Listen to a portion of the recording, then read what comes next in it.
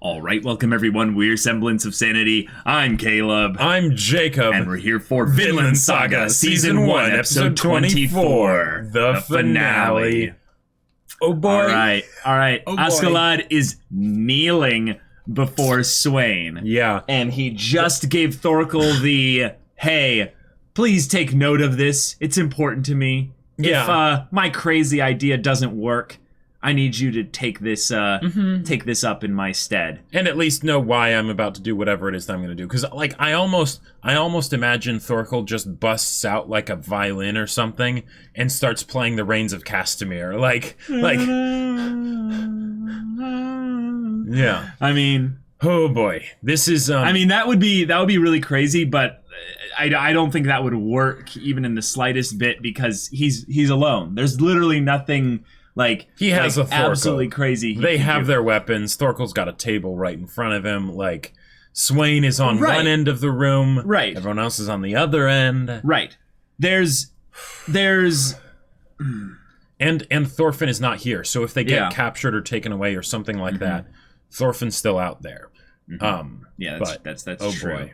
I think the biggest thing to end the finale on, with regards to this kind of storyline that is now adjacent, as you know, not really running alongside with Thorfinn, is basically how Canute and Askeladd basically like have the next stage of whatever their journey together is moving in that direction, so that as a story, we know where they're going. Yep. Even if things here go into a climactic, like, crazy area, whatever that is needs to be resolved so that we know what's coming next. Yeah. I do think Thorkel is a wild card, actually, in that he could turn the tables literally in multiple directions, though.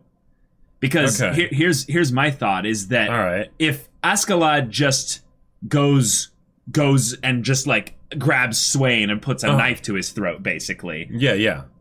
Who benefits the most from that there, though?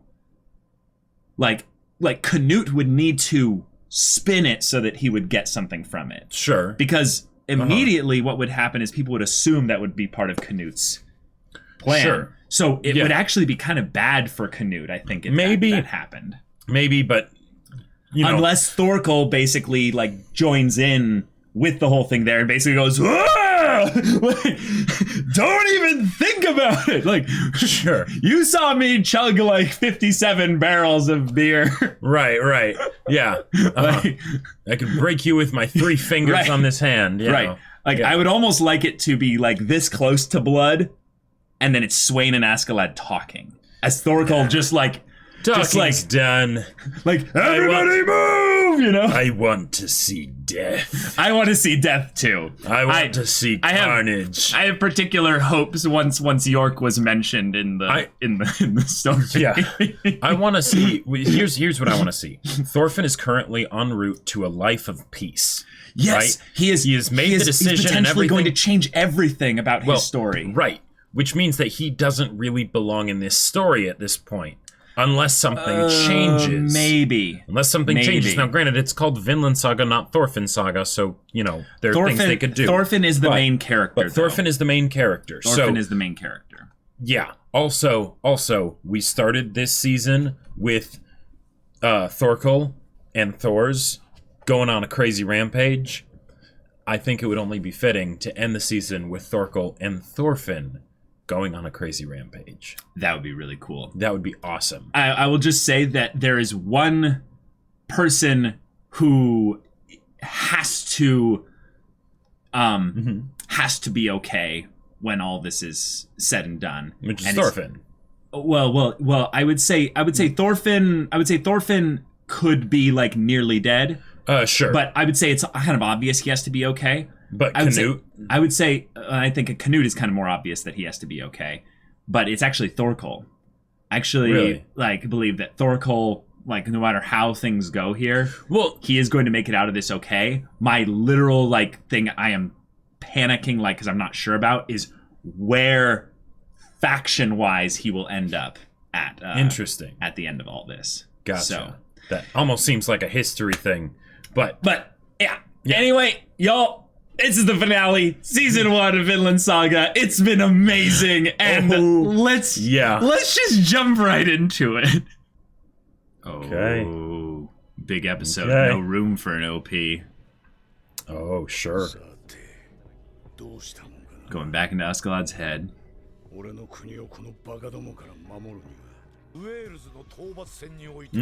Oh my god.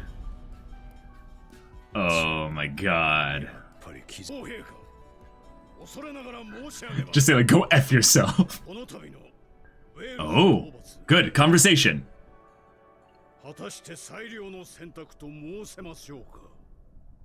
Okay. OP time? Yep, OP time. Okay. You don't okay. just question the king in front of everybody else, but okay. Like... But this could be his way of talking in code to the people that are, you know, his allies and stuff about like, hey, like, in case things go really bad, like, we need to do something here, you know? Well, right, like, maybe setting the stage psychologically for everyone else of, like, this is a bad idea, and I'm gonna be going after the king because I'm doing it for all of your best interests, you know? Not because I hate the king and I'm Welsh. Just bleed and feel the blood I have inside me, holding to the creed and blade to slay thee. Carry on the oath until my last scene, higher than the sky and deeper than the sea. Keep your precious justice to yourself, bud. Use it till they're torn, become a pile of mud. I don't need their choice or voice to judge me, the one and only way I had and always seek. Anyone, everyone, I will crush them all. Enemies, let them see now. I see you fall. Kings and gods, change the odds.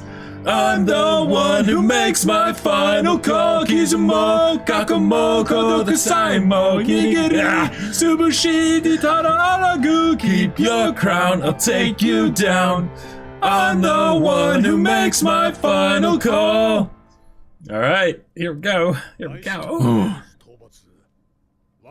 End of the prologue. Oh god. Oh my god. Oh god. What? What? Uh-huh.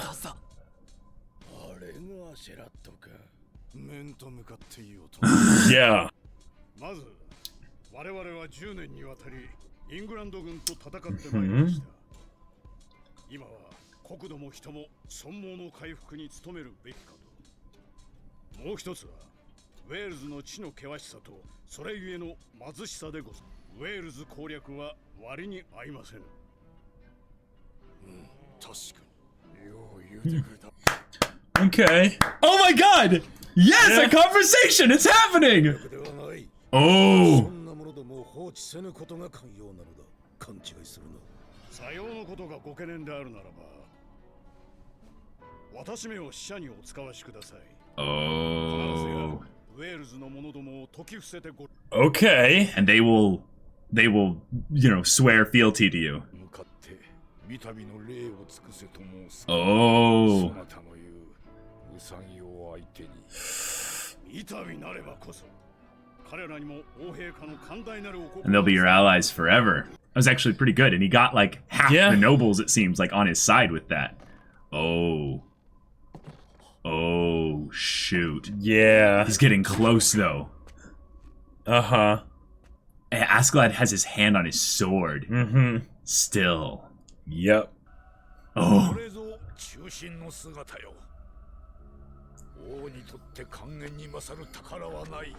Oh, whoa! This is so good!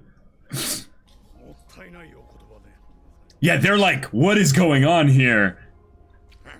Askeladd's gonna die, just not in front of the men, probably. And... that look. Oh!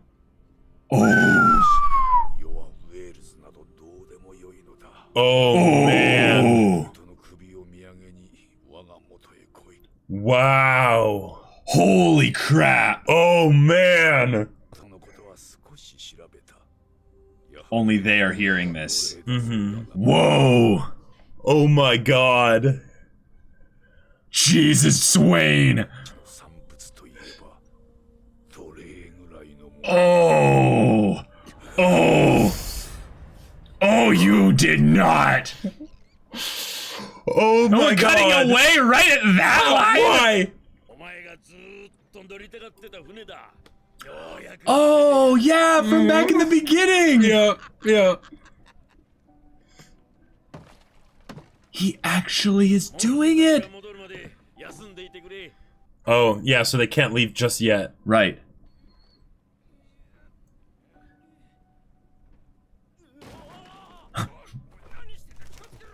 Oh. Oh, he's already left. Yep, yep, Oh. Classic. yep. Oh, God. Oh my Oh, shit. 嫌な面だな。 Whoa.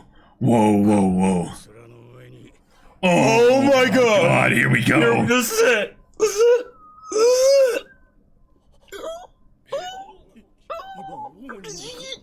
Yeah.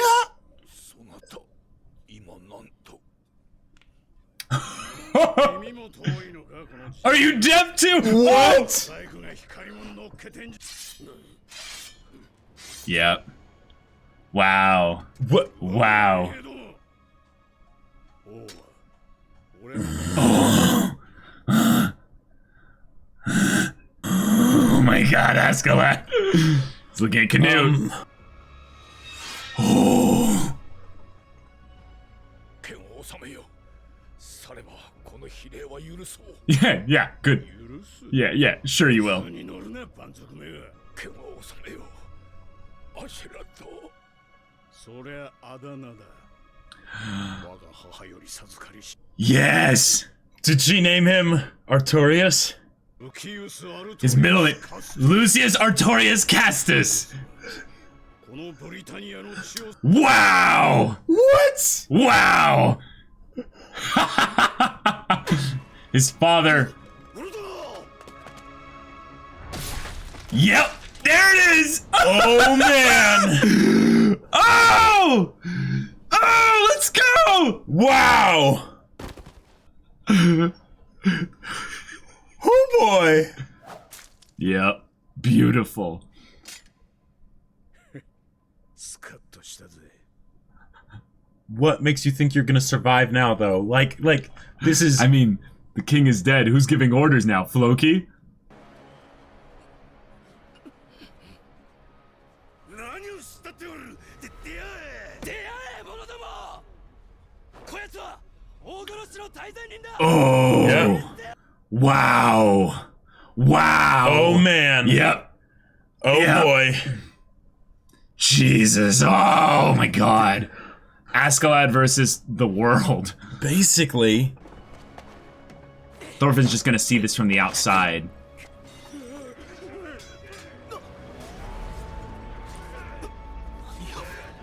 Oh my god. Thorfinn's going to protect him. Yeah, yeah, no, yeah, of course, yeah.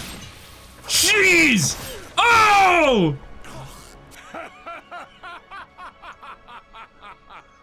どうした次に死にたい者前へ出よブリタニア王が自ら切って死んでようぞ What an honor!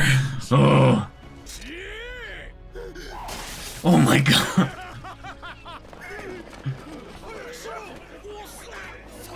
Oh crap.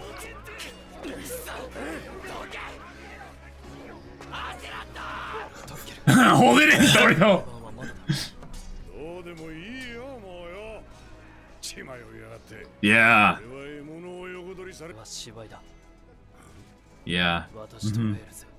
Yeah. Yep. Yep. Mm-hmm. Right. What a guy. Right, right. Because then otherwise people would think that Right. That think Canute they put couldn't him up put him to up to it. it. Yep. God. 俺は知らね Oh. He's not gonna do anything. えあいつはお前の手下だろうが飼い犬の始末は飼い主が Wow. Oh, crap. The thing is that, like, he is enjoying this, though. This is what he's been definitely. wanting. He hates the dates. Floki! Oh, yeah. Oh, man. A Yom's Viking versus Yeah. Askeladd. Let's go. Yeah. Oh.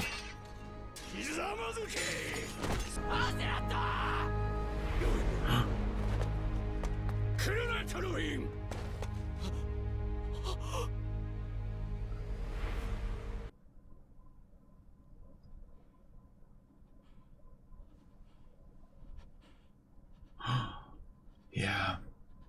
Yeah. Wow. Yeah.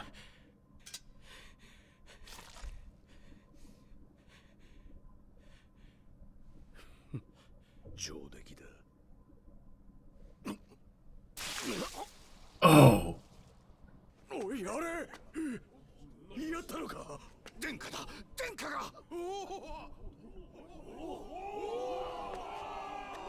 Wow. Wow. Oh my god. Yeah. Yep. This part is really important. Super important.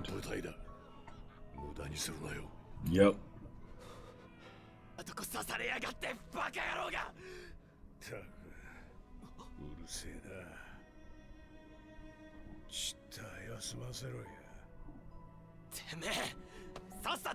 Wow. Thorfinn. Oh. Wow. Jeez.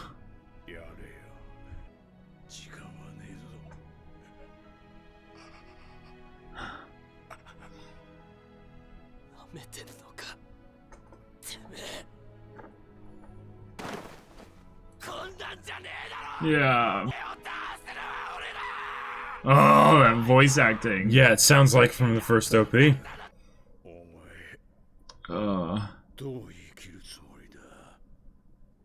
Oh.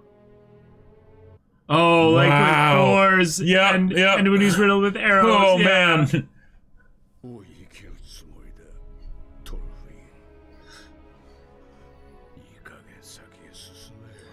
Moving on.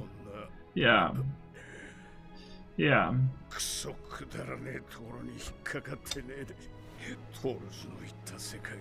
Yeah.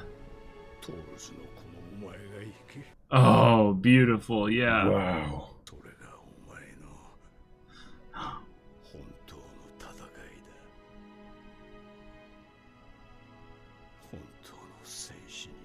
Yeah, you don't need a sword anymore.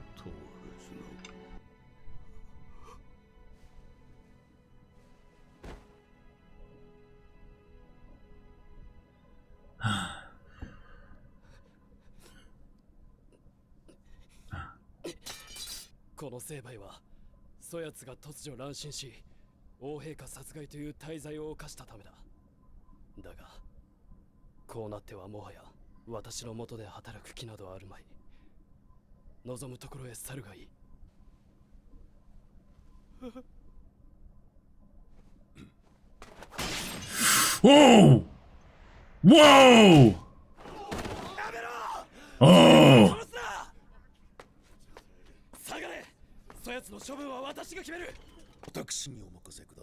Oh. No. Oh no. Yeah, yeah. 戦王なき今、イングランド方面軍の総大将は誰と心得ておる。 Oh, making Floki say it too. Uh-huh. 者ども、聞くがよい。 Yep, here it is. 戦王、スヴェン陛下はお隠れになった。ただいまより、全軍の指揮及びイングランド統治はこのクヌートが代行する。ジオの続きなどは追って沙汰する。以上、解散せよ。 Ah, he stands so, Wow. so proud and confident. Ah. Wow. That's a perspective shot Yeah. there. Okay. Thorfinn! Oh!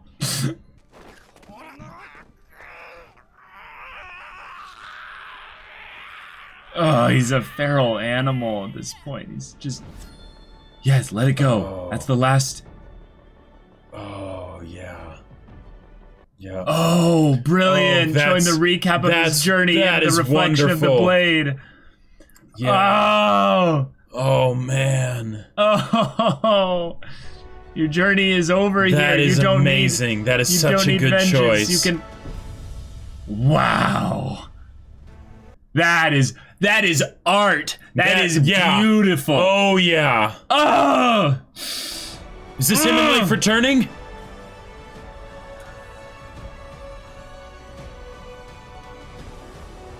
Okay, that might have been Ilva, maybe? I think that was actually Thorfinn. I don't think so. The hair was a bit too blonde, but I think Thorfinn's gonna be in this boat here with Leif.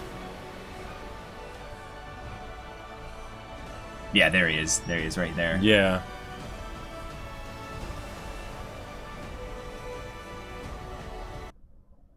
Vinland?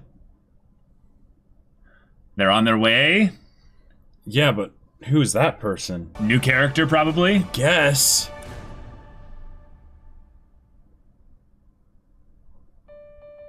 Wow! That. And the episode is called "The End of the Prologue." Yeah. End of the prologue. Yeah. Like, you mean like this they're is all really just being upfront about those berserk, references and stuff. It's like, yep. This is what we're doing. This is just the beginning of the story. We got like way more. Okay. Ah. Oh Wow. my god. Ah. Wow. You're gonna make me go. You're gonna make me drown. What you want? You're gonna make me go. You're gonna make me drown. No, I don't want it. I don't want it. I don't want it. Don't let me go. Don't let me go. Don't let me go. Oh man. Oh man. Ah. Wow. You're gonna make me go. Jeez. You're gonna make me drown.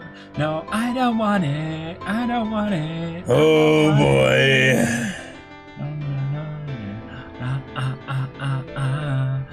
Wow. That's just. Yep. Okay. That's a first season. Okay, maybe end credit scene. Maybe. I don't think there will be. You don't think so? Maybe. Let's see. Let's see. Nope. Okay. Wow. Oh, we got our I got my historical fiction anime, like, finally, like good historical fiction anime. I can talk now. This is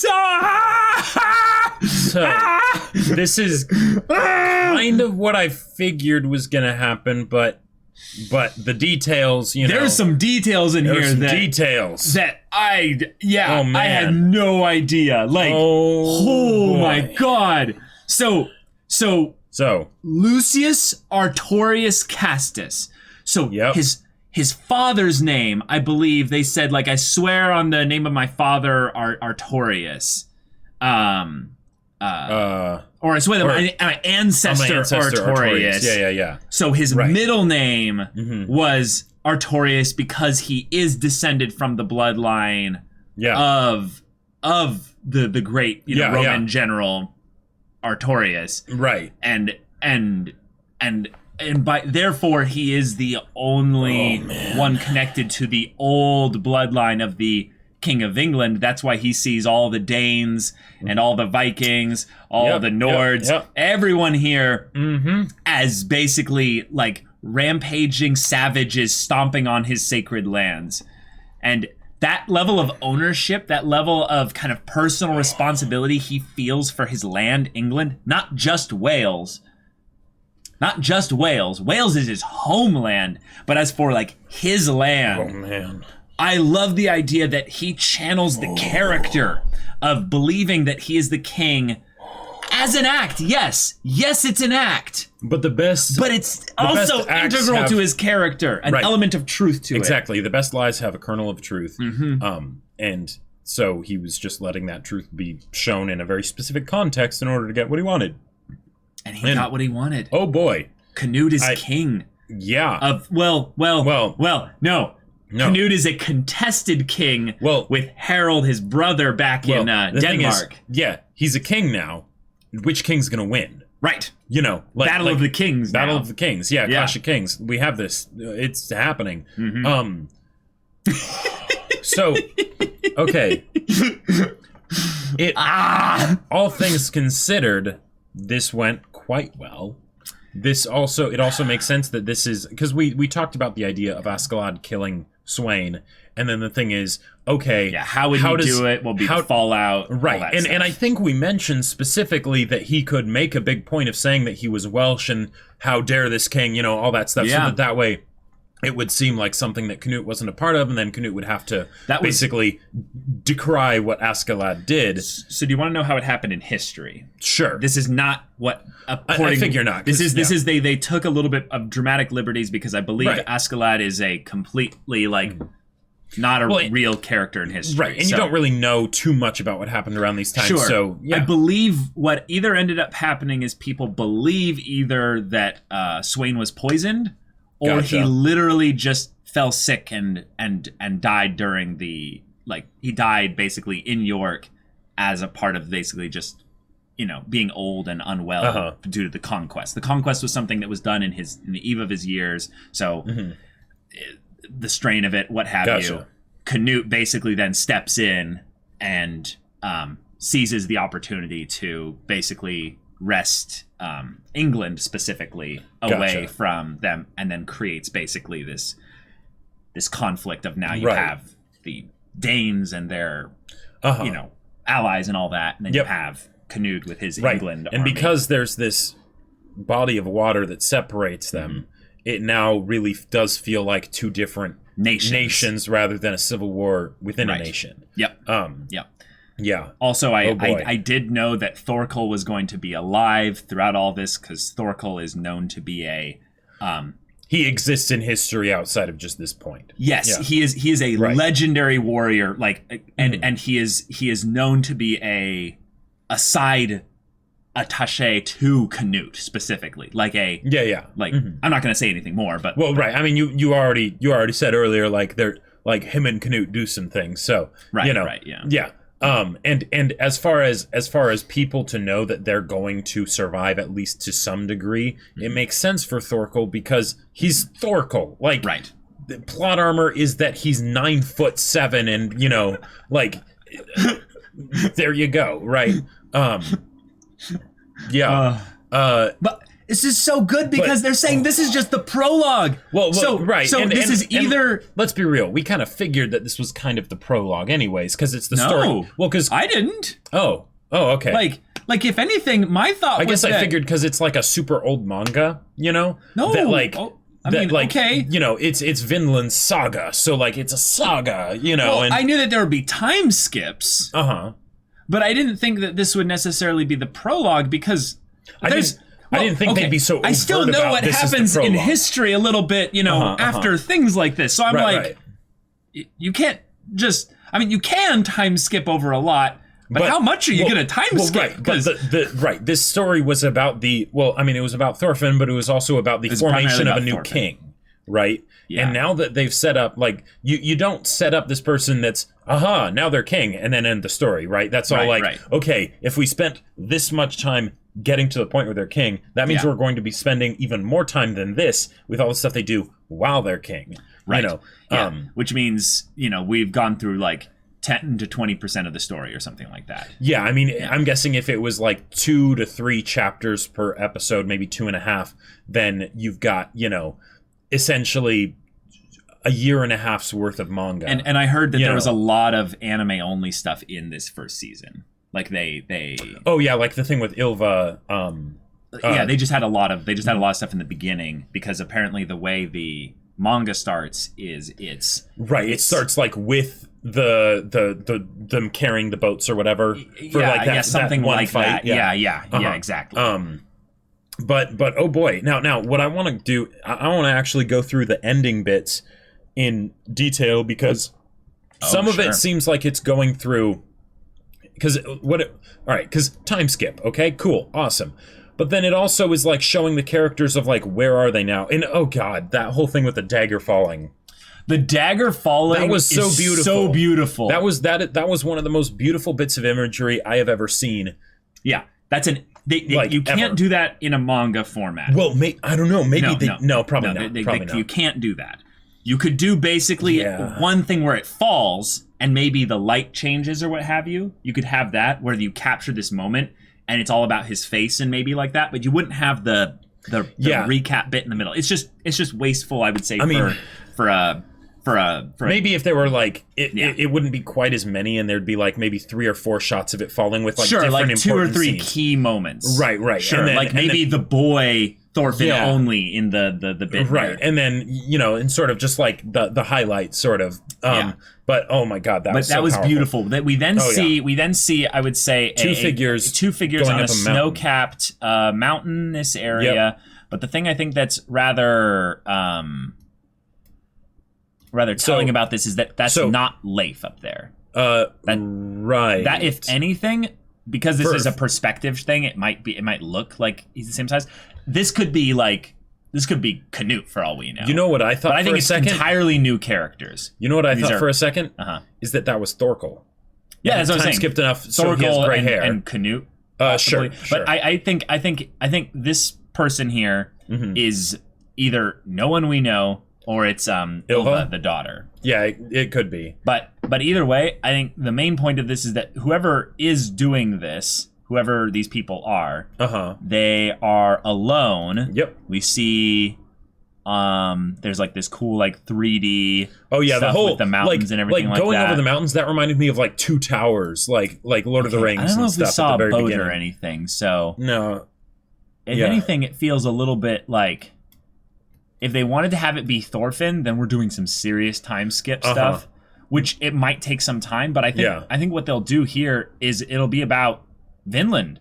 It'll be about Thorfinn going to Vinland, like it's Vinland Saga. This is the beginning where. Well, yeah. So okay, now who is this? This is a girl. Oh, is this the? Wait. No, it's not. No, it's not. Wait. Maybe this is actually in Vinland. Possibly. Oh. And this is one. Wait, no. Let's see the landscape again. And it's one of the natives. I could see that. Yeah. Could be. The computer generated environments look a little for the goofy. beach and everything. It doesn't look quite as good as the mountains because the mountains looked gorgeous. Like I've seen these locations in a video amazing. game, you know. Oh yeah. Yeah, I don't think there's anything that tells us we can tell where this is, but I almost want to assume that those are some people that are either in Iceland or some kind of Scandinavian country like Norway or Sweden or what have you in the previous bit here, and then this is a Native American probably in Finland. But with the mountains, it could also be something where Thorkel is taking Canute up there to be like, oh yeah, that was your first time stabbing somebody. Now let's do some boot camp. That'd be cool. But then this ship, I 100% believe has to be Leif's ship, and they've gone back to either Iceland or they've gone back to some other area and gathered enough people to where they can actually make a voyage to Vinland. Yeah. Well, oh my God! Wait, what if the guy that we saw is the young bright-eyed kid that was there at the beginning that was like 8 years older than Thorfinn or something like that, and was wanting to become a soldier and all that stuff, and this is him grown up. Ooh, I like it. Now, is there any way we could tell just by looking at the face? Because there's the older kid who had a crush on Ilva. Right, and that's not him. Yeah, probably that's not. So that was the person he would you were have had to thinking go of? through some serious Neville Longbottom, but was that the character you're thinking stuff. of? That's who I was thinking. Because that was Ari, I believe, here. Yeah. Yeah, no, that's not Ari. Because Ari had black hair.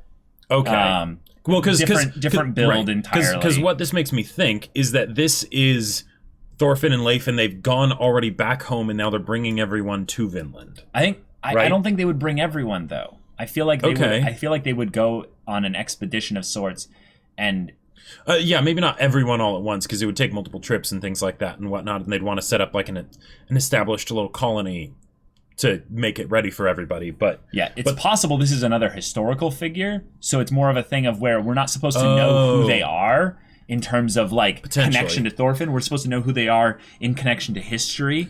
Although that Leif was the main explorer to go to North America or Vinland, as we find out this is actually like Leif's son or something. But if we want to have it even be a thing about this is actually not necessarily linear in time, this could be something in the past where we're showcasing, like, I don't know, Eric the Red or something. One of the things that I'm okay, that would be crazy. But when they show the people inside on this boat, yeah, one of them could be Thorfinn. One of them looks like Thorfinn from the silhouette. Yeah, let me bring it back up here. A couple frames back. Yeah. This character here closest to the camera clearly could be Thorfinn. Yep. The hair works. The way it's framed in the shot, and even the cloak looks like Thorfinn's cloak. Yeah, that's a very high possibility here. But I think the mystery is that Thorfinn became a true warrior here. This is the point. He started on the road to becoming a true warrior because he gave up his blade. He gave up his sword. Yep. Mm-hmm. This is his father's knife that his father gave him. He lets it go. Yeah. Comes full circle essentially on his emotional journey. Yep. Wow, they have like everything in here. Yeah. Even have the dying slave that Thor saved. Yep. Jeez. Man, like as far as like not just the fact that they show everything encapsulated in the dagger, but the idea that Thor's always told him you don't have any enemies, you don't need this and things like that, and then he finally lets go, like literally, as a representation of what's going on inside him. He lets go, and one of the other things that I love here is that Thorfinn still doesn't know that Floki put Askeladd up to it. Nope, because he doesn't need to. No, he doesn't need to. I gotta say, my prediction of Askeladd, like literally trying his best to avoid the fight, I was like, okay, he's going to try like everything. Yep, and he came up with a good plan. He came so close, and the king was literally like, crap, he's speaking the truth. So what I'm gonna do is I'm gonna bring this down to a one-on-one level, give him an ultimatum, make it be about this. Woo. And yet, I love that the king was so arrogant to think that Askeladd valued his life enough that he could basically come and breathe his stank into his face. Well, and also he's insulting him the entire time. Oh yeah, he's absolutely. insulting his people and things like that. And yeah. I also like the idea that he sees Askeladd as someone who's even more valuable than Canute. Because let's think about it this way. He has his heir already figured out. Yeah. So Swain, in his mind, sees a cunning man that reminds him of himself maybe a little bit in his younger years. Someone who has that devious mind, but is a little bit ahead of him. Like, so he's like, I can't keep up with this guy. He's dangerous. So if anything, I'm going to basically dangle the stick and the carrot behind and in front of him, so I can keep him in a specific locale and corral him in that regard. But because he's so arrogant, he actually might have been able. I don't think he would have, but I think he might have been able to have Askeladd consider giving him Canute. I think if he didn't insult. I think him so much. I think Askeladd was considering it until. I can guess why you're so caught up with Wales. The only merchandise that Wales produces. I literally almost said slaves, like immediately. Yeah. I was like, he's gonna say it. He's gonna say it. And then he said it. And once he did that, it's like, oh, you're dead. Yeah. And then I was so pissed. Made my shit list. I was so pissed that they cut away. Cut away. I'm like, Okay, I get it. my God. This is something that Vinland Saga has done a couple times, but that one I was just like, we know what's gonna happen. Why do you let us well, it's because they're just like, let's just leave that simmering for a little bit, and then let's come back to Thorfinn, so that way Thorfinn can actually be in that situation. Oh, this is a good point. He's saying, like, well, we can rest until Mord and the others return. That's true. Maybe this is actually a clever little way for the mangaka to be like... Thorfinn's going to leave and then come back. Right.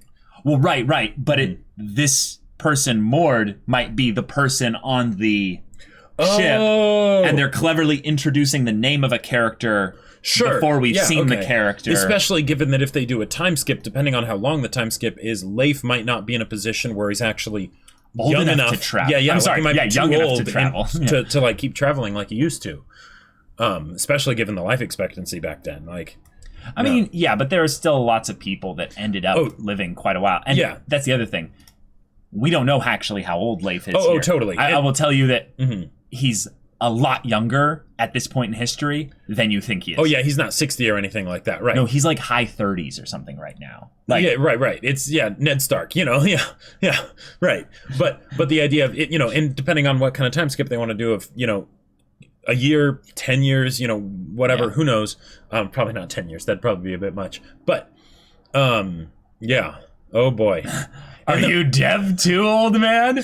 Yeah. I said, how dare an ugly man like you wear something so shiny? And I love that he's in such shock. Yeah. And he's like, I offered you two very good things, and you don't want either of them? Well, and like, that's what Swain is thinking right now, is he's like, but you don't get either things now. Well, and especially because serving under Swain, that's still a position of power. He's saying like, I recognize that you're good. Now I'll hold your homeland over your head, so hostage, basically, to keep you in check. Yeah. But this is a good deal. But no, sorry, you pissed me off. Right? It's that point where it's like, yes, this is a good deal, but I really hate you. I really hate you. Yeah. Like, I love also that because the conversation was had, the king cleared the distance between the two of them himself. Yes. Askeladd didn't need to do it. So you could say that this all was according to Keikaku for Askeladd from the beginning, the minute he got the king involved in the conversation. Because even if he doesn't win the conversation battle, he still gets the king within range of his sword. Maybe, although Swain didn't have to do that. He could have just made his decision from up there. At what point do you think that okay, so there's this part here, like, is he serious? Oh dear. Right here, Askeladd looks at Canute. Right. So right then, Canute understood what he was going to do. Yep. I love how Thorkel is like, you bastard, King Swain is mine. But like, the idea that Thorkel is here and says that out loud. Like, I was supposed to kill King Swain. Like, remember in the secret meeting that we talked about? It's like, you baka. Like, it's a good thing that Askeladd went, like, absolutely nuts in the next, like, 2 seconds. Otherwise, the idea of, like, don't move. Yeah.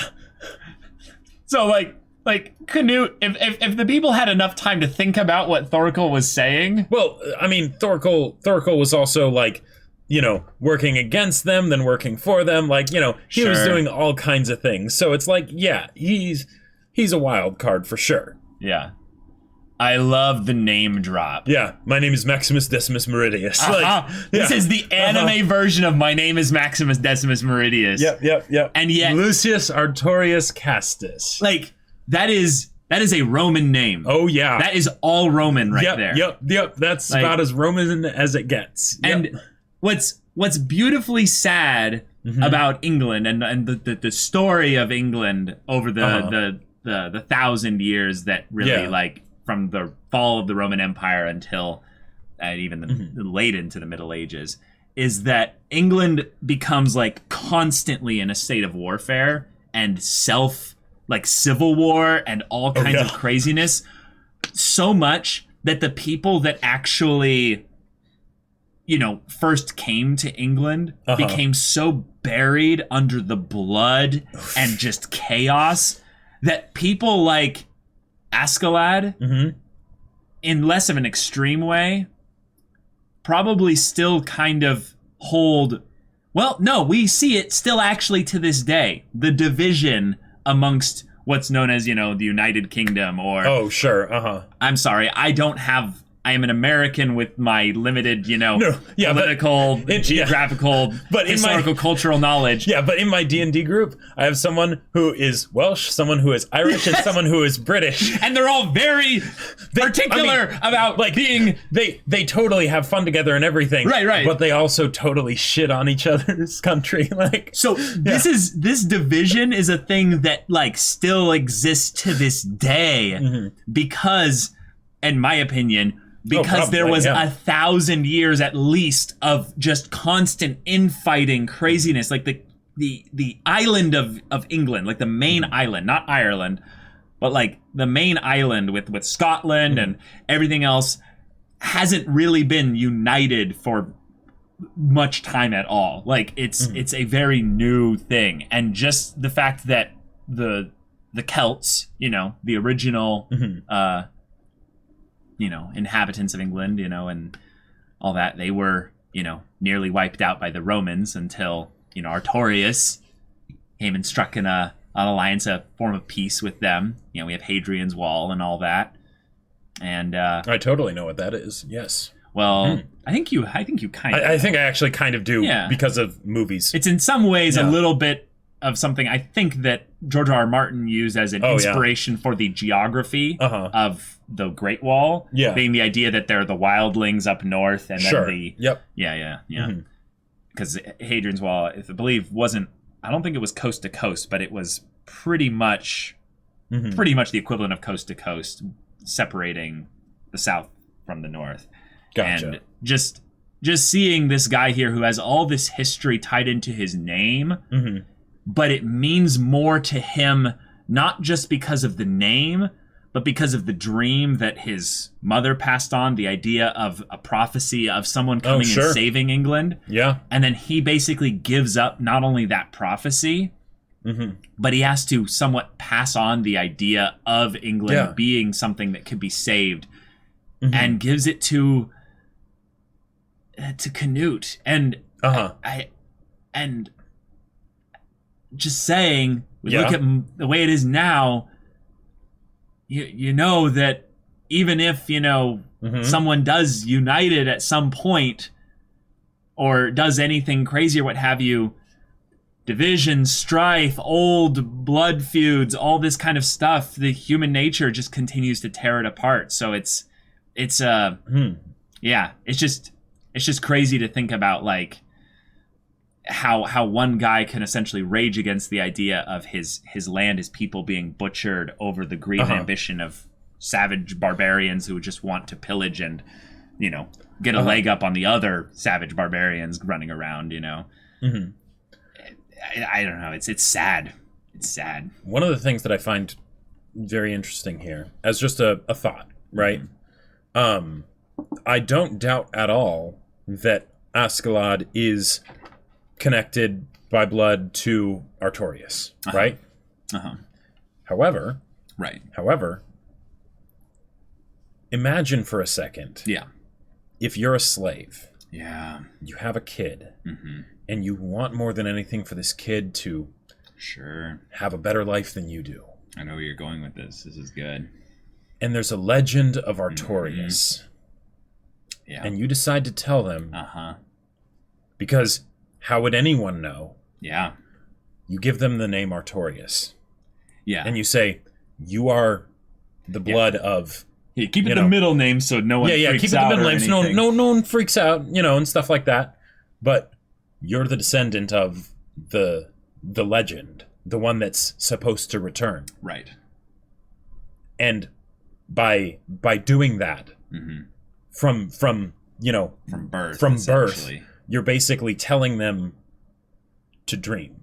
You're telling them that maybe things can be different, that their fate is in their own hands. And I love that. Yeah, it's in some ways also damning Askeladd to this fate. Oh yeah. He can't have the good life, like with the two brothers where, he said, here's some money, here's this gold. Don't ever pick up a sword again, right? But, here we go. Oh, God. He's such a fascinating character. Oh yeah. As far as a character to have as kind of your pseudo antagonist, but also protagonist, but also kind of mentor kind of figure. You're right. I would say he's less a protagonist and more of a. Well, I know what you mean. Mm-hmm. I know what you mean, but he's definitely not the main protagonist. Did we ever? Well, no, we did actually quite a bit. We did see a lot of things from his perspective, and what what I love about this is that it's showing that basically it's because Thorfinn is in a situation has been in a situation up till now where his agency and his why and his drive was limited, right? There were certain things that he wanted, right, but it wasn't enough to carry the weight of a story, and a lot of the times in storytelling in general, I'm not just talking about anime, but a lot of times in anime, right, the reason why you have the bred protagonist, right, is because you need someone to just be there to keep the story moving forward. And to react to right, the choices to react of and to do all that stuff and whatever. And and usually it becomes a reactionary thing because to actually have them be proactively trying to do stuff, they have to have a character. But they have to have wants and desires. Yeah. But in like let's be real here. Okay, sure. That's a lot tougher to do. Yes. Right? Yeah. The story has to completely bend around them, and that can be really tough. Can be really tough. So in this situation, we've got a main character who isn't that, right? But then we have another character alongside them that is that, right? Even in the sense, Canute is being groomed to be that, but he's not that yet, right? So Askeladd does that. And the fact that he's the mentor, that works out really well because then it's something where he's the one that has the drive, and in the same way that the mentor can't be around forever, Askeladd's not the main character, so his dream, his proactive decision-making won't be around forever. Right. I think that's fantastic because so often... He saw it coming back in episode 12 or 11. Oh, definitely, right? Even if he didn't know how it was going to happen, right? Twilight upon the... What was it? Yeah. Something about dreams, actually. The age of Twilight, or he's in his Twilight years or something like that. Yeah, I think he was talking about a new age, or something like that. And it was a really sad moment because I think what he was looking ahead at was seeing that his dream would die out unless he did something. So then he basically decides, okay, I'm going to do this. I'm going to take an active role in shaping the course of my nation and my people here. Yep. And we're going to do this. Right. He's like, I see opportunity here. We're going to take it. Yeah. And God, what a story this has been. Because the fact that we were able to have so many different arcs, so to speak, but they bled so naturally together at points where the characters' choices and motivations naturally coincided with the story arc, so to speak, changing, was wonderful. And I think that's why Askeladd is such a brilliant character, was that he guided the majority of the story so far. Yeah, and it was... Thorfinn was the reactive protagonist that is chasing after the guy that did the thing in the beginning of the story. And it's perfectly natural for him to be reactionary because he needs to grow into being proactive in the same way that Canute did. And here, even...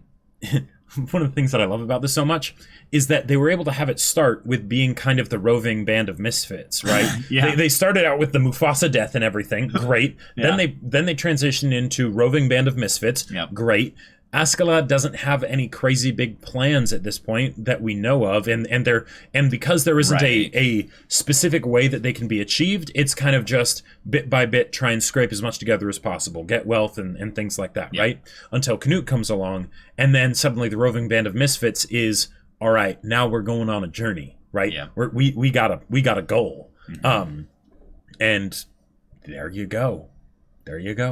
And while I would still say that Askeladd is primarily the only antagonist to our main character.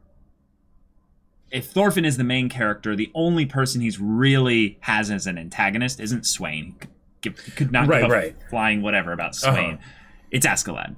Askeladd is a protagonist in his own story, and his only real antagonist is Swain. Right. And it's also the idea of how England has been treated over the last 500 years or so. And the idea that it wasn't even so much that Askeladd was an antagonist to Thorfinn, but that Thorfinn saw him as an antagonist. Yes.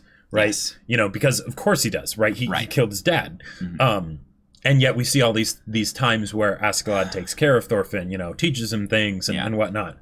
Askeladd is not a good person, but he was the only father really left for Thorfinn at this time here. Well, yeah, we had a good person in this show. His name was Thors. And he's dead. Yeah. Thankfully, Leif has come back. And Leif is a good guy. And Leif is going to be the best influence on Thorfinn. Yep.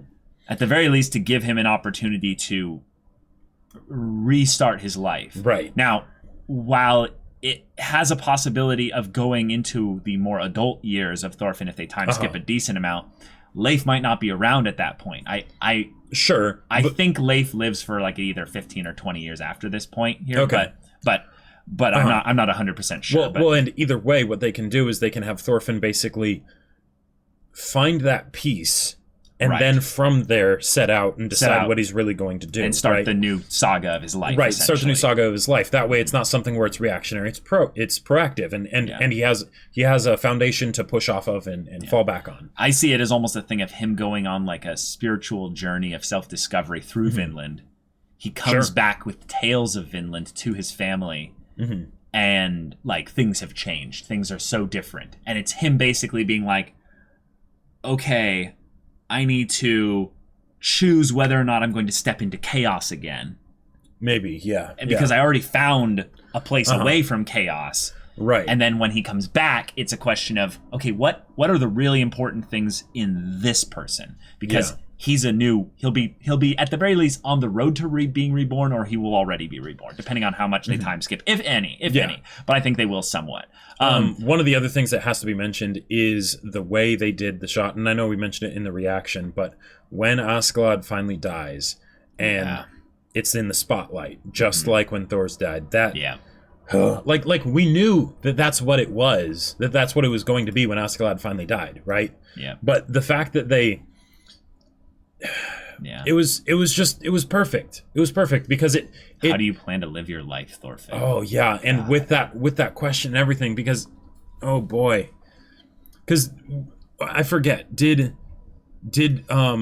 Thor's have any final words of like, you don't have any enemies, Thorfinn, like right before he died or something like that? Because I can't remember. I rewatched the scene a week or two ago, but if I remember correctly, he does give him a couple words there, but I think the shot of him standing there with all the arrows in him, I don't think he speaks too much after that, because then the Danes and everyone comes in and they grab all the kids and but just the idea. Oh no, they don't grab all the kids. They let them go. That's right. Yeah. But like the idea of a way to portray what we already knew was going to happen, but with that level of impact, because we've seen this image, but with Thor's haunt Thorfinn over and over across the years. Yeah. And now, same thing happened with Askeladd. It repeated. Yep. Yeah. I love, though, that, wow, this is something where we see Thorfinn just absolutely at a loss as to what to do. Askeladd being the one that does give him at least some direction, go far ahead, go beyond the world Thor's went, you're Thor's son, go. Yep. And then it shows the bird flying towards the horizon across the water. I think he's going to go to Vinland. I think this is a thing of where he's going to have to, let go of everything. And it says, become a true warrior, son of Thor's, which he then does, according to Thor's, when he lets go of the blade. Meaning that he let go of the revenge. He let go of the past. Which is really curious how the story's going to continue with Thorfinn in it, because this story is about to get really bloody. Canute and everything with Thorkel and the English and all that. It's gonna be a bit chaotic. And if Thorfinn is a part of that, he can't really not. Well, we can meta game a little bit here. I would say that they can't time skip so much that Thorfinn becomes like 28 years old. Right. So suddenly he has the same thing that Thor's did, where Canute sends someone to get him to. It shouldn't take more than 6 months for them to get to Vinland. Yeah. So I would say I would say, if anything, we're going to time skip 2 years. I'd say that's probably about I would say right. 2 to 3 years. 3 years would be a bit almost much. I would say 2 to 3 years is my estimate, is that they're going to be in Vinland, and it's going to be Thorfinn, like, literally, like, going through the mental trauma of his youth, Yeah. pulling it out, like maybe finding even faith, like finding almost some kind of spiritual like aspect in the earth and like just in the land, the beauty Right, of basically this transcendent area, this Vinland that has been built up all this time. And Yeah, he got slapped upside the head with reality with all the stuff that happened recently. Right. So now he's at the point where he's mentally, emotionally, and spiritually ready to start rebuilding himself and who he is. Yeah. Now he just needs the time and the opportunity to do it. exactly, he's going to go through what Canute went through, but slowly. He's going to go Right. through that, but instead of having it be like quick, it's going to be a thing of where he finds his new worldview, Right. philosophy, And- modus operandi, what have you. And maybe once that happens, he'll be able to go back and help Canute, and it won't be from a place of anger and hatred, because that's what it's been, when he fought, right? It was like, it was always, I'll kill these people so that I can duel Askeladd, whatever, right? Where his own past and what happened with his father and everything, it compelled him, right? Yeah. And this was kind of how he blocked it out. But maybe then he could actually find something that he feels is worth fighting for, and then go back and continue and not have it be something that keeps him rooted in the past.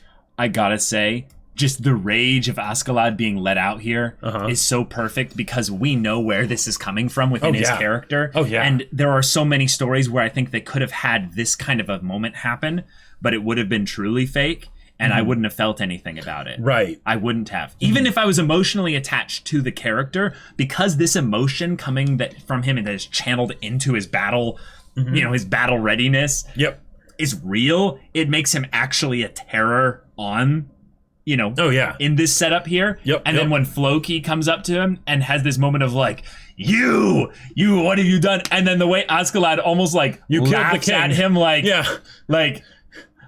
oh, I'm alive and well. Is that how you talk to a king? And then he brings him down. He's like, kneel down. Like, I love the... I'll let you lick my boots before I kill you. Right, Yeah. the way, we see the insanity of this here, and yet this is real. This is That's what he's been- exaggerated, maybe a little bit, but it's coming from somewhere very real and very painful. Exactly. This is something that he's had inside him this entire time, and now he's actually finally, for the first time ever, really Getting to release letting it out. Yeah. Yeah. I love how much once he hears Thorfinn's voice, he panics and goes, Oh, yeah. crap, no, you're not supposed to be here. And what does he say immediately? He says, I think he says something. Stay back, Thorfinn. Yeah. And he doesn't look insane. He looks angry that he's scared. here. Yeah. I mean, maybe scared. Let me actually just play this part again. He's like, Askeladd.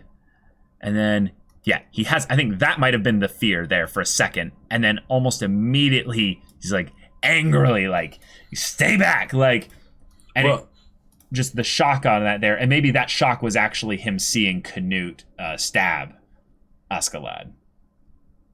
Was that in that moment Canute had already used the moment to quickly stab him. One of the things I wanted to bring up in the episode, but I totally forgot, but is that this is another situation where Thorfinn's father figure died as a result of him. Yeah. I mentioned that earlier, but yeah. Oh, you did? Yeah, I said now his another father of Thorfinn has died. Oh, I didn't say it was because of him. Yeah, but the idea that specifically because of him, right? So with Thor's, now sure. Granted, Askeladd was going to die eventually anyway. He was going to die, yeah. Right, but the fact that Askeladd died when Thorfinn came in and he turns away, right? Like he's distracted, and then in that moment it happens, right? Like it's poetic, It is poetic. You're right.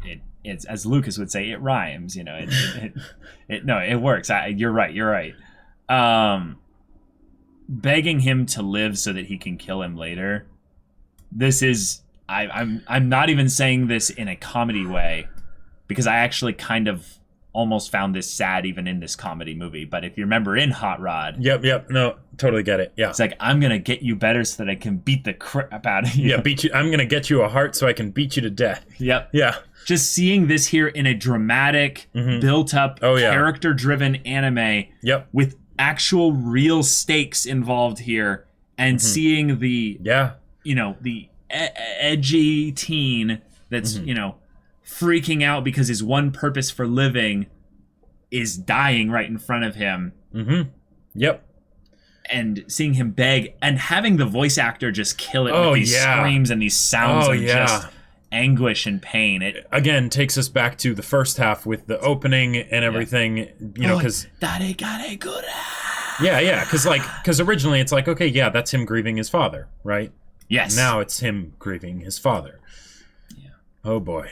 His shitty, mercenary, conniving, scheming, lying, backstabbing, son of a bitch father. Yeah. But son of a king, maybe even too. Oh yeah, Who knows? I like the idea though that it doesn't matter whether or not he is, like your thing of right, because either way is brilliant as far as storytelling goes. Oh yeah. Because it's all about what Askeladd still chose then. Yep. For his exactly. life. Yeah. Exactly. Yeah. And that because it's not like there's anything special about Askeladd's blood that made him capable of getting here. Like, there was the whole thing that he apparently took to the sword very quickly. I mean, depending on how mystical the story goes, you could say that but that's why he was all this stature and speed and all these things. Maybe, right. But you're right. Could be. We know that there's nothing really necessarily special about it. Effectively not really, right? Yeah. And yet, because it was something that he believed in so utterly, right? And staked his life on it time and time again. He got here. Yeah. He got here. It makes actually the moments with Askeladd in the frame alone over the course of season 1, there's multiple points that I think back on where I'm like, oh, that was some blatant foreshadowing. Yeah. So the obvious one is, do you remember back when they tricked the guy where they rode in with the boats and stuff, and they made out with all the treasure? Remember what Askeladd was wearing as the crown? Yeah, he was wearing the crown. Yep. And he's kind of standing on there, just kind of like laughing and looking at the guy there. Yeah. Well, and that part was supposed to be apparently the very beginning of the manga. So yeah, they knew what they were doing. Yep. There was a couple other parts that I can vaguely remember, but I feel like if the prologue is over, one of the things then that this tells me about the story is we look back at all the other deaths. Björn. Sure. Ragnar. Thor's. All of them. Yeah. All of them killed by Askeladd. Oh. Do you see that? Sure. Are there any other big deaths? Swain, I guess, counts as well. Are there any other big deaths that I'm not thinking of here? Someone's probably typing in the comments like, so-and-so, am I a joke to you? Yeah. I'm like, I don't really... The slave at the very beginning that they took in, like... but yeah, all of the main deaths were Askeladd's kills, essentially. Yeah. Even if he didn't do it personally by his hand, it was the archers that killed Thor's or what have you, or it was Björn threatening the kid. It was Askeladd doing that. Or you could say like Floki ordered it, but no. It was Askeladd.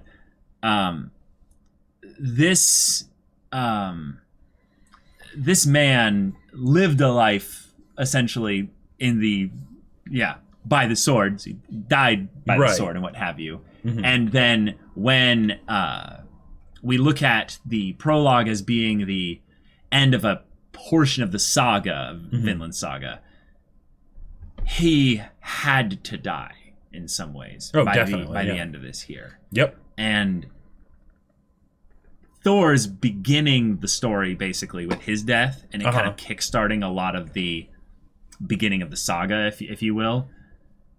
That means that the death here of Askeladd is going to have so much meaning for all the characters that participated in the same way that Thor's death had so much meaning for all the characters involved. Right. Thor's mantle kind of got passed to Askeladd, and now Askeladd's dead, so that mantle will get passed on to Canute or...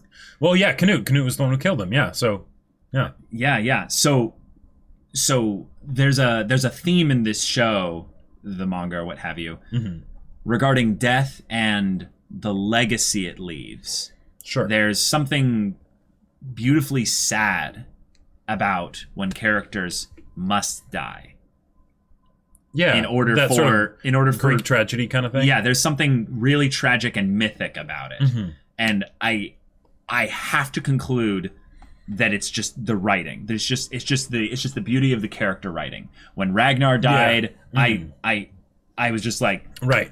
That's beautiful. That's proper foreshadowing, because a twist doesn't have to be a twist. You can do foreshadowing that's obvious, where of course this person's going to die.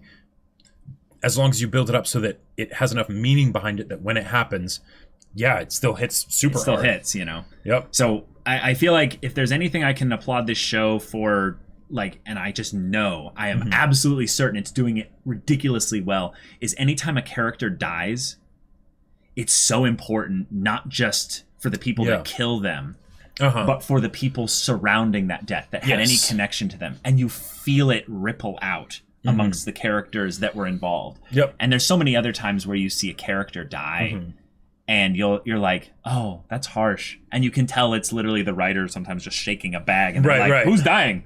Well, they're dying. Or being like, I don't want to resolve any of these characters. Yeah, exactly. Yeah. And this show just handles death perfectly. It really I will does stake do my an amazing job on that. Any kind of whatever on that. Like they're killing it. Yeah. But that's all I have to say. But Vinland Saga Season Prologue 1 is over. Yep. Please, everyone involved with this, please give us Season 2. Please. Yeah, support the show in any way you can. Get the Blu-rays when they come out. Like, do all buy that the stuff for Vinland Saga. Support this show. Go to Amazon. Rewatch the heck out of this. Email Amazon support. Send fan mail saying how much you appreciate their hard work. Please, you know. please. This is this is an incredible anime. It deserves more. I don't know the source material, but I'm sure the source material didn't get since all like of its 2004 or 5. right, but I'm sure the source material didn't get all of its reputation from the prologue. Oh, sure. Yeah. Like it's known as one of the greatest manga out there. Yep. So please help us get a Season 2. Like, do whatever you can. Like, I salute you all. Just please help make this happen, because I don't want this to be a one and done. We've been saying it every reaction. Season 1 episode. Right. Like, hoping. Please. Yeah, it definitely deserves it. Maybe we'll just have to wait until Attack on Titan is done. Potentially, and maybe a year or two after that, so they can properly sleep and recover. But okay, y'all, that was a thing. Yeah, I am not reading the manga. There's no way. There's no way we're reading I want more of this from Wit. Well done. But y'all, we have an announcement to make. The show coming up after this, Jacob. That's right. If you say to the end, we usually do things saying like talking about stay to the end of the discussion, but this was a crazy episode, so we kind of forgot. But Dr. Stone. It was voted on by the patrons. There were a couple other shows that came really close. Assassination Classroom and B-Stars both did rather well. Won out. But Dr. Stone won out. So replacing Vinland Saga next week will be Dr. Stone. Yeah. And that means that if you want to watch the first episode's reaction to Dr. Stone right now, go check out the link in the description below for our Patreon. You can get on early access there. You can watch full-length timer reactions there of this finale and also that first episode of Dr. Stone's reaction. And any level of support gets you access to our Discord, where you can chat with us and the community there about Vinland Saga. There's going to be manga people in there. There's going to be anime-only people in there. You can talk with us about all kinds of other anime. There's going to be discussion centers set up for Dr. Stone, so you guys can talk ahead of time before the reactions and stuff. And you can also talk with Jacob about the book that he wrote. That's right. If you like to read, then do I have a treat for you. Don't read the Vinland Saga manga. Make more anime do that, but read Battle Lines That's instead. right. I wrote a sci-fi novel called Battle Lines, and it's really cool. And you can get it on Amazon. Links in the description below. It's in both hardback and ebook, so whichever one works best for you, go check it out. Yeah, so if any of that interests you, we'll see you there. But until then, we're Semblance of Sanity. I'm Caleb. I'm Jacob. And we'll see you all next time.